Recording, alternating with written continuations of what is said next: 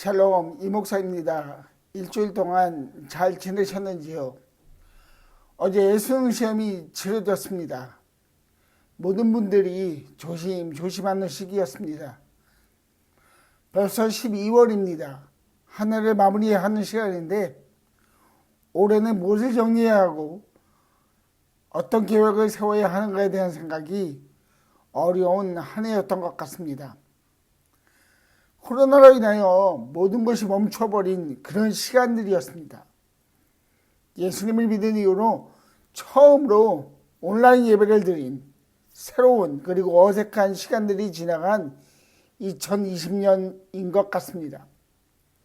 아직도 코로나의 마지막 터널이 보이지 않는 시간 속에 살고 있지만 하나님의 자녀들은 언제나 우리들을 향하신 하나님의 약속을 기억하며 의지하며 살아가기를 축복합니다. 지난 시간에는 아브라함을 향한 하나님의 약속에 대해 말씀드렸습니다. 하나님께서 아브라함의 방패가 되어주시고 그에게 약속하신 것들은 언제나 신실하게 그리고 정확하게 지켜진다고 말씀드렸습니다. 오늘은 다윗을 향한 하나님의 약속을 함께 살펴보면서 은혜를 나누고자 합니다. 사무엘하 7장 8절부터 11절까지의 말씀을 보겠습니다. 그러므로 이제 너는 나의 종 다윗에게 전하여라. 나 만군의 주가 말한다. 양떼를 따라다니던 너를 목장에서 데려다가 내 백성 이스라엘의 통치자로 삼은 것은 바로 나다. 나는 내가 어디로 가든지 언제나 너와 함께 있어서 내 모든 원수를 내 앞에서 물리쳐 주었다. 나는 이제 내 이름을 이 세상에서 위대한 사람들의 이름과 같이 빛나게 해주었다.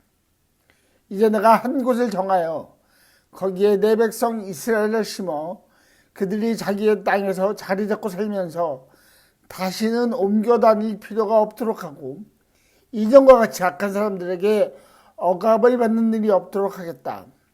이전에 내가 나의 백성 이스라엘에게 사사들을 세워준 때와는 달리 내가 너를 너희 모든 원수로부터 보호하여서 평안히 살게 하겠다.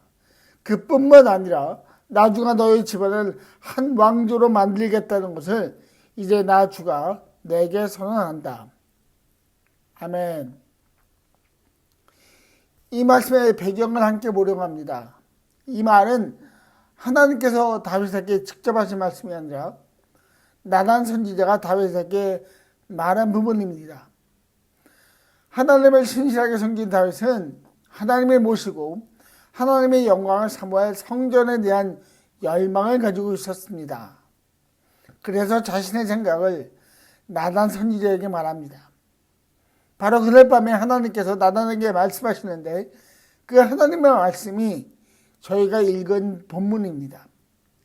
특별히 9절 말씀을 같이 보려고 합니다. 9절 말씀 다시 한번 읽겠습니다. 나는 내가 어디로 가든지 언제나 너와 함께 있어서 내 모든 원수를 내 앞에서 물리쳐 주었다. 나는 이제 내 이름을 세상에서 위대한 사람들의 이름과 같이 빛나게 해주겠다. 아멘. 하나님께서 다윗에게 하신 약속은 그가 위대한 자요 빛나는 자라는 것입니다. 그렇다면 다윗의 일생을 통하여 무엇이 위대하였는가를 함께 살펴보겠습니다. 그는 전쟁에서 승리한 자입니다. 다윗은 살면서 많은 전쟁을 하였습니다. 목동으로 있을 때는 양을 앗아간 동물들과 전쟁을 하였습니다. 골리앗의 위험으로부터 숨지기고 있는 이스라엘 백성에게 그는 다음과 같이 말합니다. 임금님의 종인 저는 아버지의 양떼를 지켜왔습니다. 사자나 곰이 양떼에 달려들어 한 마리라도 물어가면 저는 곧바로 뒤쫓아가서 그놈을 쳐 죽이고 그 입에서 양을 끊어 살려내곤 하였습니다. 그 짐승이 저에게 덤벼들면 그 턱수염을 붙잡고 때려 죽였습니다. 다윗의 이러한 승리는 골리앗과의 싸움에서 빛을 발하게 됩니다.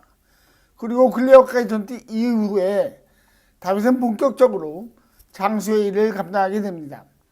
다윗은 그가 하는 모든 전쟁에서 승리하였습니다. 져본 적이 없습니다.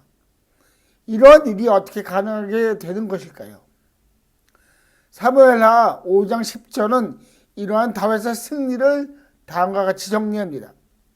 만군의 주 하나님이 다윗과 함께 계심으로 다윗이 점점 강해졌다. 다윗이 왕이 된 이후에는 이러한 승리는 계속됩니다. 그 승리로 인하여 그는 위대한 자, 모든 사람이 우러러보는 데가 됩니다.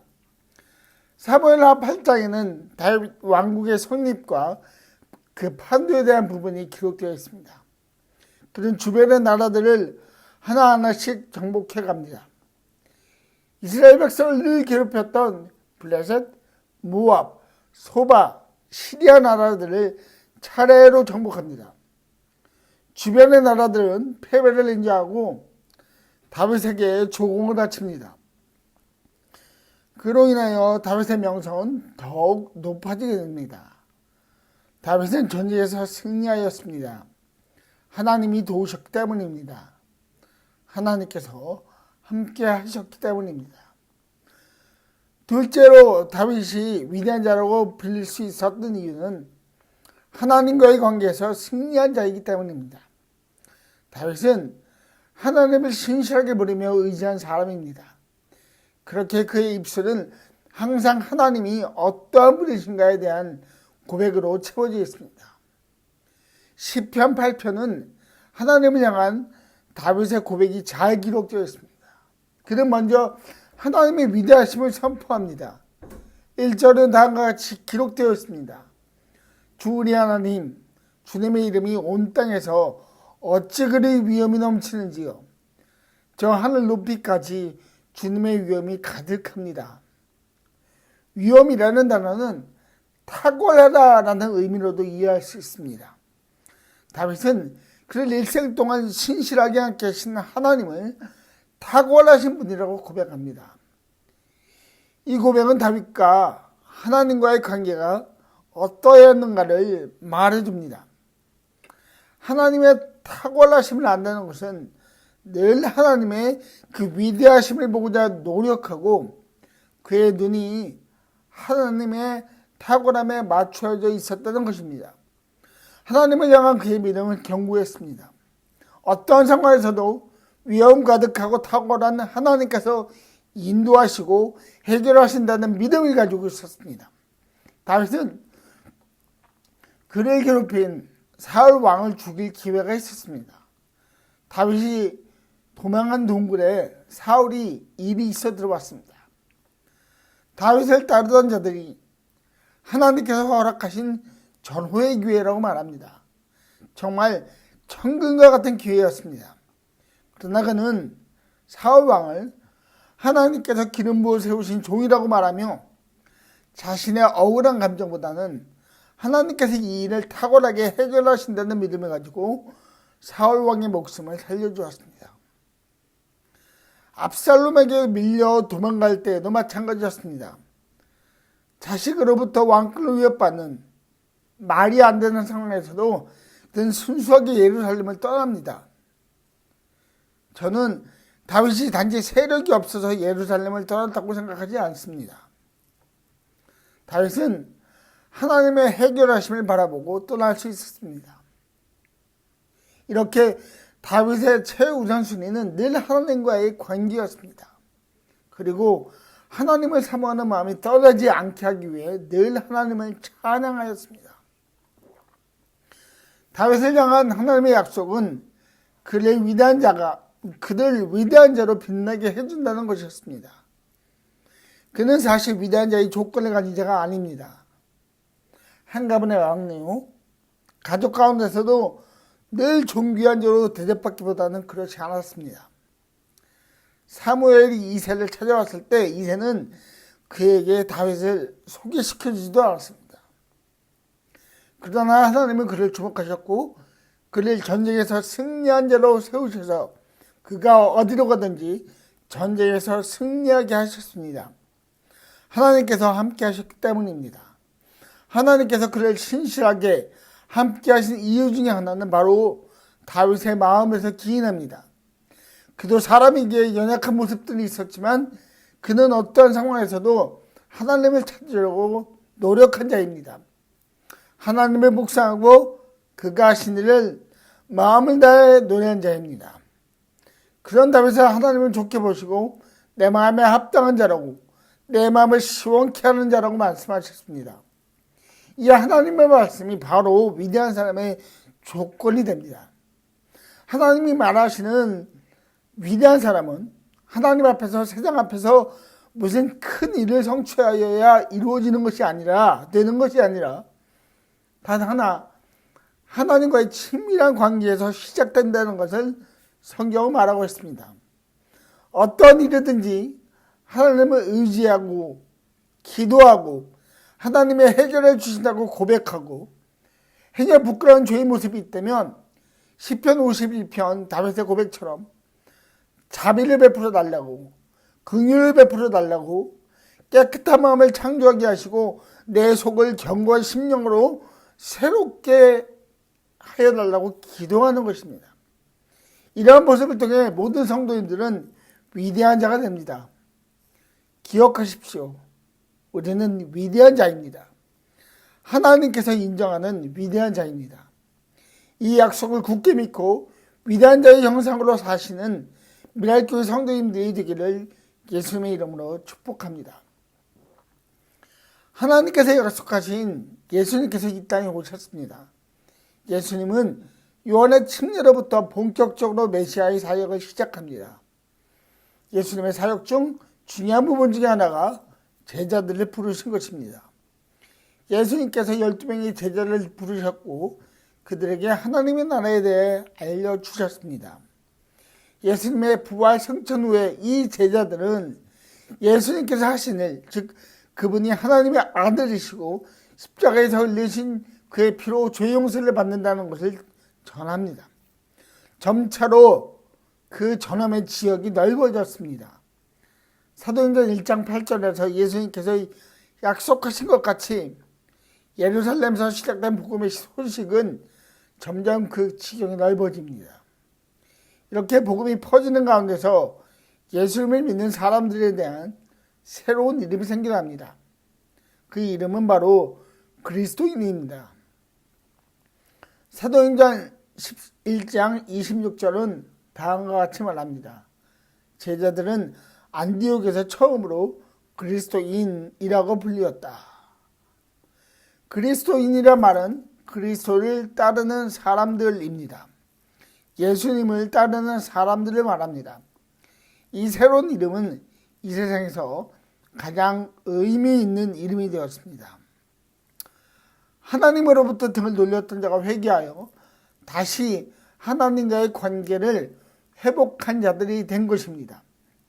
하나님과의 관계를 회복하였기에 죄에 대한 두려움은 사라지고 온 천지를 만드시고 운행하시는 분이 누구시라는 것을 아는 즐거움으로, 기쁨으로, 감격으로 살아가는 사람들이 되었습니다.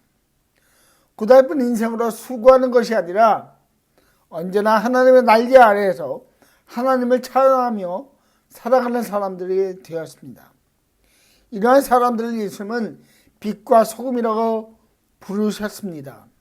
다시 말하면 이 사람들은 이 세상에서 반드시 필요한 사람들이고 이 사람들이 없다면 세상에는 빛도 없고 썩은 데가 진동하는 곳이 된다고 말하시는 것입니다. 빛도 없고 썩은 데가 진동을 하는 곳에는 없는 것이 하나 있습니다. 그것은 바로 희망입니다. 빛을 볼 수 있으려는 희망, 악취가 고역한 곳으로부터 나갈 수 있다는 희망을 보여주시고 드러내주시기 위해서 하나님께서 그리스도인들을 부르셨습니다. 베드로는 이러한 자로서의 모습을 다음과 같이 말합니다. 여러분은 택하심을 받은 족속이요 왕과 같은 제사장들이요 거룩한 민족이요 하나님의 소유가 된 백성입니다. 아멘. 하나님께서 택하셨기에 위대한 자입니다. 왕 같은 제사장이기에 위대한 자입니다. 거룩한 민족의 사람이기에 위대한 자입니다. 하나님의 소유가 된 사람이기에 위대한 자입니다. 예수를 믿는 모든 성도님들이 이 세상에서 가장 위대하고 빛나는 사람이라는 것을 기억하십시오. 말씀 마치겠습니다. 하나님께서는 다윗을 위대한 자로 약속하셨습니다. 예수님께서 승천하신 후에 이 위대한 자라는 권세를 이어받을 이름을 안디옥 교회 성도님들을 통해 주셨습니다. 그 이름은 바로 그리스도인입니다. 십자가에서 돌아가시고 장사 지내시고 부활하신 예수님을 마음으로 믿고 고백하며 날마다 십자가를 지고 예수님을 따라가며 그 향기를 세상에 드러내고자 하는 사람들에게 주어지는 명예이자 위대한 자의 이름인 것입니다. 그렇게 세상 속에서 담대하십시오.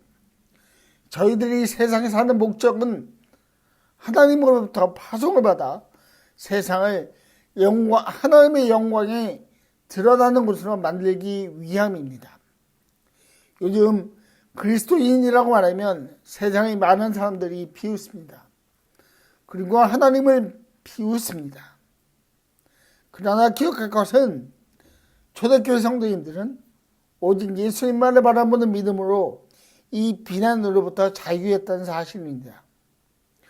저희들도 그러한 비난으로부터 마음 아파하기보다 예수님을 바라보는 믿음으로 다시 오셔서 모든 것을 심판하실 그 예수님을 바라보며 믿으며 자유함을 얻는 성도님들이 되기를 주님의 이름으로 축복합니다.